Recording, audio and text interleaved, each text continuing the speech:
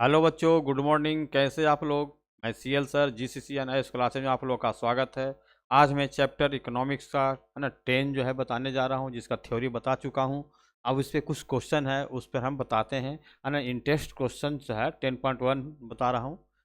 First question है, it has been noted that there is a positive correlation. क्या बोल रहा है? पॉजिटिव कोरिलेशन, है ना, बिटवीन किसके बीच में? द आई क्यू लेवल जो है and the size of women shoes, है ना। एक क्या बता रहा है? लेवल जो है, लेवल कैसा? स्मॉलर साइज, और एक है लोअर साइज, है ना। लोअर इंटेलिजेंस लेवल है, उसके बारे में बताना था। यहाँ कह रहा है with smaller size of shoes of women correspondence to lower intelligence level and higher size of shoes of women corresponded to higher intelligence level of women। Comment क्या बताना है इसमें? आंसर कंक्लूजन निकालना, निष्कर्ष निकालना कि that economic factors cause hemlines to rise and fall. क्या होता है? ये राइज होती है कि फॉल होती है, इसके बारे में बताना है। यह सिचुएशन क्या बताता है? जो कोरिलेशन बिटवीन ड्यू टू, कहेंगे दिस इज अ सिचुएशन। यह जो स्थिति बताती है, क्या बताती है ना, of positive correlation, of positive correlation, है ना। क्या है? बट लेकिन due to correlation, correlation effect, relationship किसके किस इन दोनों के बीच बोल रहा था? Relationship act, relationship does not apply, मतलब ये अप्लाई नहीं होगा कोरिलेशन में। इसका वही कह रहा है, इफेक्ट से प्रभाव कोई नहीं पड़ेगा। Relationship does not apply.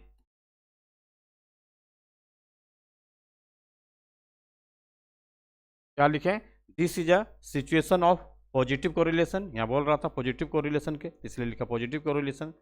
But due to correlation effect, है ना, रिलेशनशिप डजंट अप्लाई, यह जो रिलेशनशिप अप्लाई नहीं होगा। ठीक है, नहीं होता इस पर। Next, a researcher has a large number of data pairs. किसकी बात कर रहा है? एज और हाइट के बीच में कर रहा है। ऑफ ह्यूमन्स बीइंग, है ना, फ्रॉम बर्थ टू 70 ईयर्स, यानी जन्म से लेकर 70 साल के, है ना, उम्र तक का कर रहा है। ही कंप्यूट्स क्या करना है? एक correlation coefficient. Would you expect it to be positive होगा कि नेगेटिव होगा, ये बताना है। तो क्या होगा? We will expect, we will, है ना, एक्सपेक्ट इट टू बी, है ना, पॉजिटिव। क्या बोल रहा है? पॉजिटिव होगा, positive, because people in general, यानी सामान्यतः लोग, पीपल इन जनरल यानी सामान्यतः लोग, इंक्रीज, इंक्रीजेस क्या करा? एज और हाइट के बीच में करा। क्या करा? एज और हाइट के, इंक्रीजेज इन हाइट, है ना, हाइट विथ एज, है ना। क्या हो गया? With age.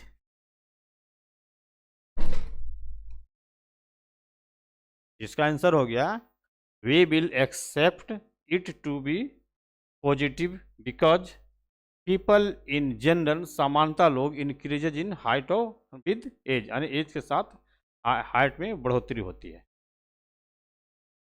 चलिए नेक्स्ट, अब आ गया इन टेक्स्ट क्वेश्चन 10.2, जिसका फर्स्ट है, बोल रहा what sort of correlation would be expected between a companies expenditure on health and safety. इसके बीच में है ना, health and safety and the number of work related accidents. अब इसमें क्या होगा? पॉजिटिव होगा, नेगेटिव होगा, नन होगा, इन्फानाइट होगा। आपको इसमें बताना है कि क्या होगा आपको, है ना। तो क्या होगा इसमें? बताया था ना कि अभी, जो what sort of correlation would be expected, है ना, बिटवीन ए कंपनी, अभी बताया था क्या था? पॉजिटिव था। यहाँ क्या आ जाएगा आंसर इसका, ये पॉजिटिव आ जाएगा। इसी तरह से है व्हेन आर, है ना, कोरिलेशन जो है या कोफिशिएंट जो है क्या कर रहा है, इज निगेटिव, यहाँ क्या कर रहा है निगेटिव, तो वन वेरिएबल इंक्रीजेज इन वैल्यू, क्या होगा का वैल्यू क्या होगा, द अदर इंक्रीजेज होगा कि other increases at a greater rate होगा कि the other variable decreases in value होगा, there is no change in the other variable होगा कि ऑल ऑफ द अबव, कौन होगा इसमें से, इसमें से क्या होगा, सी होगा। तब है ना other variable decreases in value, जब यहाँ क्या करा है ये नेगेटिव बोल दिया, है ना, तो क्या कर रहा है, तो वन वेरिएबल इंक्रीजेज तो दूसरा क्या हो जाएगा डिक्रीजेज होगा। एक क्योंकि यहाँ निगेटिव की बात कर रहा है ना, दोनों तो सेम डायरेक्शन में नहीं होगी, अलग अलग होगा, क्योंकि निगेटिव बोल दिया, यहाँ बोल दिया इंक्रीजेज है, अदर क्या हो जाएगा हमें वेरिएबल डिक्रीजेज हो जाएगा। चलिए ये भी चैप्टर कंप्लीट हो गया 10.2। अब आ गया 10.3। इसमें जो पूछ रहा the coefficient of correlation range between, किसके बीच में होता है ना, रिलेशन जो होगा किसके किस बीच होगा, मैंने बताया है कि -1 है ना एंड +1 के बीच में होगा, है ना। यहाँ जो बोल रहा the coefficient of correlation range between -1 and +1 के बीच में होगा, आंसर बी होगा। एक्सरसाइज 10.3। यहाँ भी कर रहा है if two variable are absolutely independent of each other the correlation between them must be, क्या होगा 0, क्योंकि यहाँ बोल दिया एब्सोल्युटली इंडिपेंडेंट, है ना, ईच अदर एक दूसरे को, तो क्या होगा उसका हमेशा दे मस्ट बी, हमेशा क्या होगा आपको 0 होगा। इसी तरह से थर्ड नंबर यहाँ करा the coefficient of correlation can not be larger than 1, माने एक से ज़्यादा नहीं होना चाहिए, क्यों बताया था -1 टू +1, एक इसी के बीच में होना चाहिए, इससे ज़्यादा नहीं होना चाहिए, तो क्या आंसर आ जाएगा बी। फोर्थ में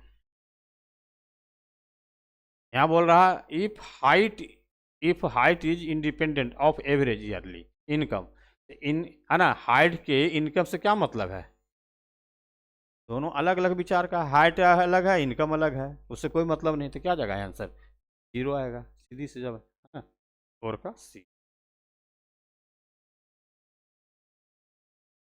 यहाँ बोल रहा a student produces A correlation of +1.3, मैंने बताया था कि एक से ज़्यादा होगा ही नहीं, एक से ज़्यादा होगा ही नहीं, यानी -1 और 1 के बीच ही होगा। यहाँ बोल दिया है ना +1.3, तो क्या होगा यह इम्पॉसिबल हो जाएगा, यह पॉसिबल नहीं होगा। 6 number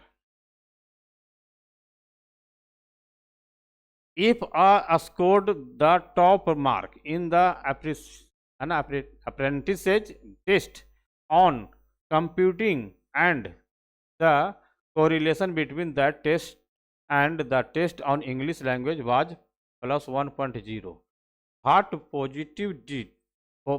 position did a get in the test on English language, plus में 1 आ गया तो क्या गया, मैंने इससे बोला था ना कि ज़्यादा नहीं होता है, क्या गया टॉप में आ जाएगा, यानी बिटवीन नीचे होता तो चलो होता कुछ और, मिडिल होता बॉटम होता, लेकिन यहाँ +1 लास्ट तो +1 ही होती इसमें, तो क्या आ गया टॉप में आ जाएगा answer.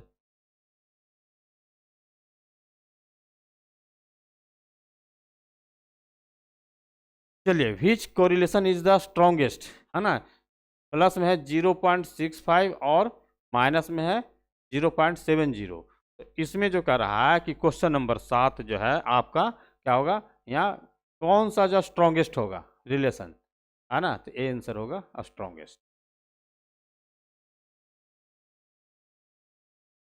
The symbol of the Karl, है ना, Pearson correlation coefficient is, Karl Pearson का जो कोफिशिएंट रिलेशन ये क्या होगा आर से डिनोट होता है, बताए थे ना, क्या से होता है आर से होता है।